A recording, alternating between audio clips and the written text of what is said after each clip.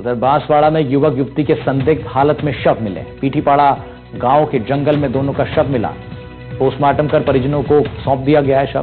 प्रेम प्रसंग में फांसी लगाने की आशंका जताई गई है। आनंदपुरी थाना पुलिस अब जांच में जुटी है। आनंदपुर थाना क्षेत्र के कोठीवाड़ा गांव के पहाड़ी की घटना है, जो गुजरात और राजस्थान का बॉर्डर है। बॉर्डर से 50 मीटर अंदर की तरफ 2 लावारिस लाश मिली थी, जो करीब 10 से 15 दिन पुरानी थी। ठीक है, बाद में शिनाख्त की गई तो लड़के का नाम इसमें है धर्मेश, जो चंद्रापुर थाने के सिमलिया गांव का रहने वाला है। लड़की का नाम है शीतल, जो दाहोद जिले के फतेहपुरा थाने के रहने वाली है। जो प्रथम दृष्टया प्रेम प्रसंग का मामला लग रहा है। फिर बाद पोस्टमार्टम के मौत की वजह का खुलासा होगा। आगे जो भी है कानूनी कार्रवाई वो अनुसंधान किया जाएगा।